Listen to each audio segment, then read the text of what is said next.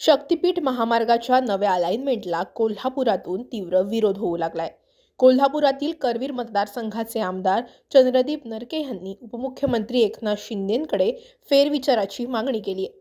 आमदार नरके यांनी 28 एप्रिल रोजी मुंबईत शिंदेंची भेट घेऊन निवेदनही सादर केलंय. आपण मुख्यमंत्र्यांना निवेदन दिलेलं आहे.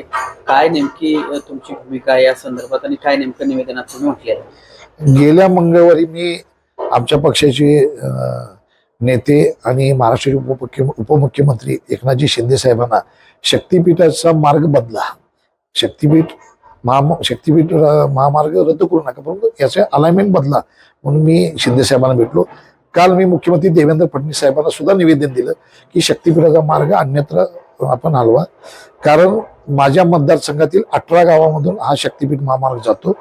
इथे बागायत शेती आहे, ऊसाखालची नगदी पिकं लोक घेतात आणि पश्चिम विभागातील माझ्या मतदारसंघातली जी गाव आहेत इथं शेतकऱ्यांची होल्डिंग कमी आहेत, त्यामुळे शेतकरी उद्ध्वस्त करून हा महामार्ग जातो आणि याला पर्यायी मार्ग तुम्ही उपलब्ध करा, कारण या महामार्गामुळे शेतकरी तर उद्ध्वस्त होतोच, परंतु त्याचबरोबर आज शक्तीपीठ महामार्गावरून जाणाऱ्यांची जे पर्यटक असतील किंवा भाविक असतील त्यांना कोल्हापुरातून गोव्याकडे जायला पर्यायी महामार्ग उपलब्ध आहेत. म्हणजे उदाहरणार्थ रत्नागिरी नागपूर जो आंब्याकडे जातोय, आपला कोल्हापूर गगनबावडा जो कणकवलीपर्यंत जातोय आणि राधानगरीमधून पलीकडे जो गेला तो कणकवलीच्या पलीकडच्या बाजूमध्ये उतरतोय. हे पश्चिम विभागातील 3 नॅशनल हायवे या ठिकाणी उपलब्ध आहेत. त्यामुळे या शक्तीपीठ महामार्गाची बागायत शेती पट्ट्यातून हा मार्ग नेण्यासाठी लोकांचा प्रचंड विरोध आहे आणि ही भूमिका मी त्यांना पटवून सांगितली आहे. मुख्यमंत्री देवेंद्र फडणवीस साहेबांना पण आणि शिंदे साहेबांना पण मी सांगितलं, ते MSRTCचे मंत्री आहेत, हा त्यांचा ड्रीम प्रोजेक्ट आहे. बरोबर आहे की त्यांचाही उद्देश चांगला आहे की पर्यटक यावेत, भाविक दर्शनासाठी वेगवेगळ्या ठिकाणी यावेत, ज्याच्यामुळं राज्याची आर्थिक व्यवस्था गतिमान होते आणि अगदी बरोबर आहे.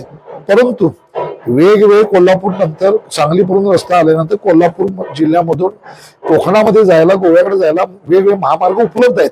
अशा वेळी शेतकऱ्यांचं शेती उद्ध्वस्त करून महामार्ग नेणं चुकीचं आहे आणि पर्यायी व्यवस्था आहे हे जेव्हा मी समजून सांगितलं तेव्हा त्यांनी निश्चितपणे याच्यावरती विचार करू अशा संदर्भातली भूमिका स्पष्ट केली. आणि आता मी असं म्हणू शकत नाही, आता चंदगडचे आमदार ते म्हणजे आमच्याकडनं नाही, मी त्यांच्या मतदारसंघाच्या संदर्भात काय बोलू, तिथली वस्तुस्थिती जाणून घेऊ.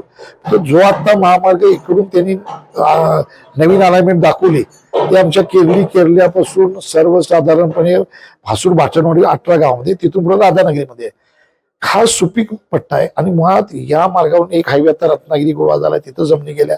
वैभववाडी कोल्हापूर वैभववाडी कोकण रेल्वे जोडणारा मार्ग इथूनच जाणार आहे आणि हा पूर परिस्थितीतला भाग आहे. इथं नद्यांना पूर कोल्हापूर जिल्ह्यामध्ये येतो, ते या विभागातूनच येतो आणि परत भराव पडले तर आहे. सगळ्यात मोठा पुराबरोबर आहेच, परंतु सगळ्यात शेती उद्ध्वस्त आहे आणि शेवटी शेतकरी जगला पाहिजे ही भूमिका मुख्यमंत्री सगळ्यांचीच आहे, त्याच्यामध्ये त्यांना दुमत असणं काहीच कारण नाही.